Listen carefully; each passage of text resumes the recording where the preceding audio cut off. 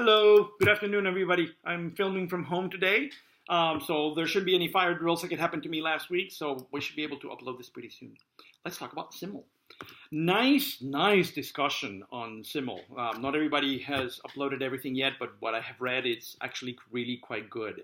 So what I'd like to do today is emphasize three things that you have been talking about in your discussions, and I want to add a few things to it.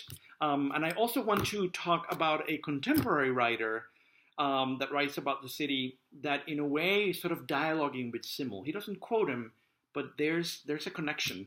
And I want you to use it, I want to offer it to you as a way of thinking about the city, and maybe you can use it in this coming paper or in future papers, who knows. All right, I wanted to start by talking about this sort of rural-urban divide that Simmel talks about, and I really liked how you talked about that, but I wanted to add something to it. Don't think of them as absolutes. Yes, the city makes us calculating, but they're calculating people in the countryside and in small towns. Yes, the money economy defines a lot of how we behave, how we interact in the city, but that money economy also exists in smaller towns. It works differently.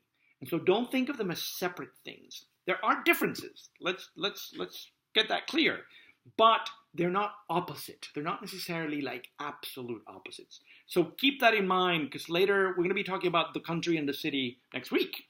And I want you to keep a non-absolute mindset when we talk about those two spaces. Time, money, blasé. I can't cover all the things that you covered. You covered so much stuff, and it was really, really awesome. But I want to focus on these three because I wanted to add a little bit of things to it. Time. Beautiful discussion on time and punctuality. That was really, really nice, and lots of people were sort of interacting with that. When you go to work and you need to take a train, you need to catch, for example, a 7:42 train. It's not a 7:40, it's not a 7:47, it's not a between 7:30 and 8. No, it's 7:42. In the countryside, when you're a farmer, if you live in a small town with no train system, you don't have to worry about that.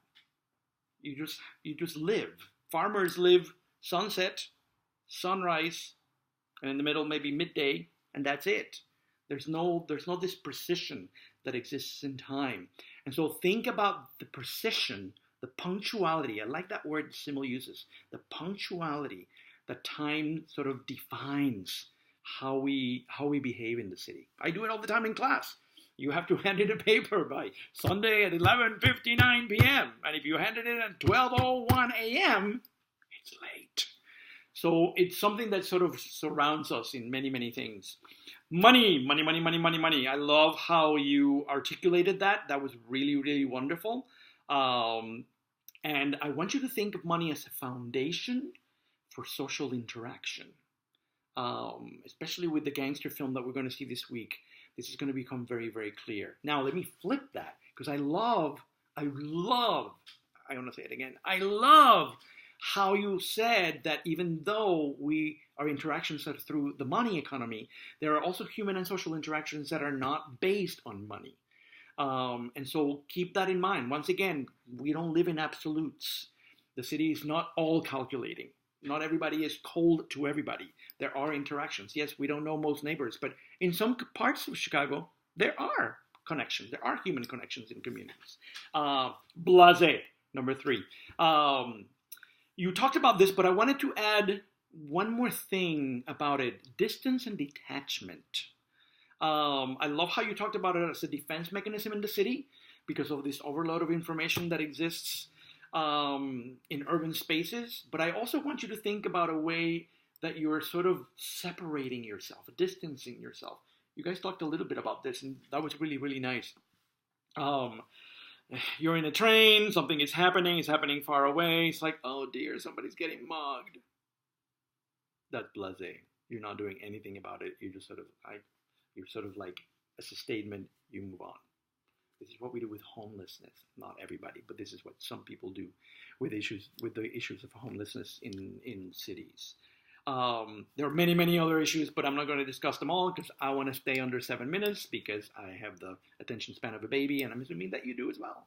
You have things to do, I have things to do. There is a man called Lars Lerup. I think that's the way it's pronounced. I'm not really sure. And this book, The Continuous City, is a book that I read this summer that I completely fell in love with. I had never heard of him before. And he deals with architecture and urbanism, and he does some really quite beautiful work. And in it, he says something that reminded me of Simmel. He said that there are three conditions that exist in the city that define how people behave in cities: agoraphobia, claustrophobia, and vertigo. And these are sort of mental conditions, psychic conditions. But he says this is sort of the way we interact in the city. Agoraphobia, the fear of open and crowded spaces. Claustrophobia, the idea of tight, small spaces. And vertigo, this whole notion of dizziness, of being like overwhelmed by the things that are happening. Simmel doesn't use any of these words, but he's talking about these things. He's talking about this. When he talks about an overload of information, of visual information in the city, it's sort of connected to the agoraphobia with all of the billboards and posters and sounds and music and all of these things going on. That's part of the agoraphobia. The tightness of the city, that's claustrophobia. The overwhelmed feeling of being in the city, that's vertigo. And so you may use these words maybe for the next paper, maybe for a future paper, maybe for life. Maybe when you talk about this class in bars with other people, you can talk about those three things. And so I just wanted to sort of make a connection with writers that are writing now about the city with something that was written in 1903. I mean, this essay is over 100 years old, and there's so much of it that connects to what we're doing today. All right, so the next paper, we have a really fun video instructions there. I'm dressed up as a gangster.